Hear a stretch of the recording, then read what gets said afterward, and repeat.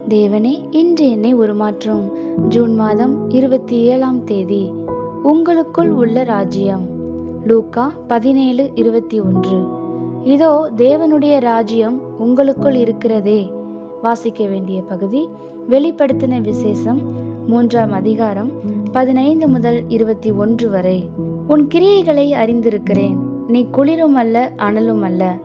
நீ குளிராயாவது அனலாயாவது இருந்தால் நலமாயிருக்கும். இப்படி நீ குளிருமின்றி அனலுமின்றி வெதுவெதுப்பாய் இருக்கிறபடியினால் உன்னை என் வாயினின்று வாந்தி பண்ணி போடுவேன். நீ நிர்பாக்கியம் உள்ளவனும் பரிதபிக்கப்படத்தக்கவனும் தரித்திரனும் குருடனும் நிர்வாணியுமாய் இருக்கிறதை அறியாமல் நான் ஐஸ்வர்யவான் என்றும் திரவிய சம்பன்னன் என்றும் எனக்கு ஒரு குறைவும் இல்லை என்றும் சொல்லுகிறபடியால் நான் நீ ஐஸ்வர்யவானாகும்படிக்கு நெருப்பிலே புடமிடப்பட்ட பொன்னையும் உன் நிர்வாணமாகிய அவலட்சணம் தோன்றாதபடிக்கு நீ உடுத்திக் கொள்வதற்கு வெண்வஸ்திரங்களையும் என்னிடத்திலே வாங்கிக் கொள்ளவும் நீ பார்வையடையும்படிக்கு உன் கண்களுக்கு களிக்கம் போடவும் வேண்டும் என்று உனக்கு ஆலோசனை சொல்லுகிறேன். நான் நேசிக்கிறவர்கள் எவர்களோ அவர்களை கடிந்து கொண்டு சிட்சிக்கிறேன். ஆகையால் நீ ஜாக்கிரதையாய் இருந்து மனம் திரும்பு. இதோ வாசற்படியிலே நின்று தட்டுகிறேன். ஒருவன் என் சத்தத்தை கேட்டு கதவை திறந்தால் அவனிடத்தில் நான் பிரவேசித்து அவனோடு போஜனம் பண்ணுவேன், அவனும் என்னோட போஜனம் பண்ணுவான்.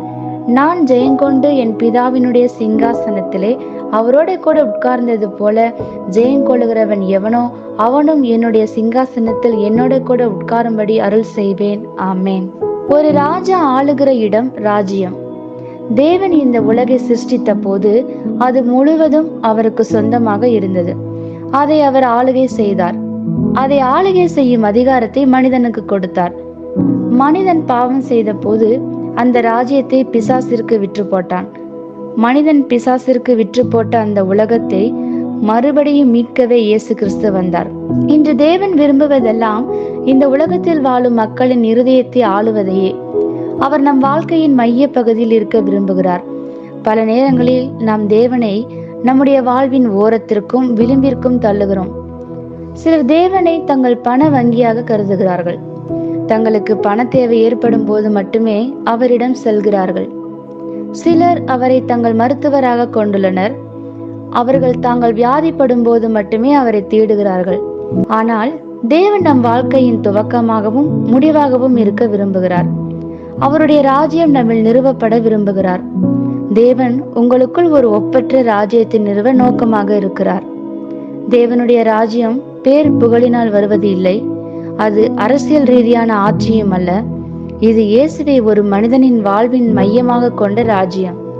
அவர் அவர்களின் எண்ணங்கள், நோக்கங்கள், கருத்துக்கள், திட்டங்கள், செயல்கள் போன்ற எல்லாவற்றையும் ஆளுகை செய்கிறார்.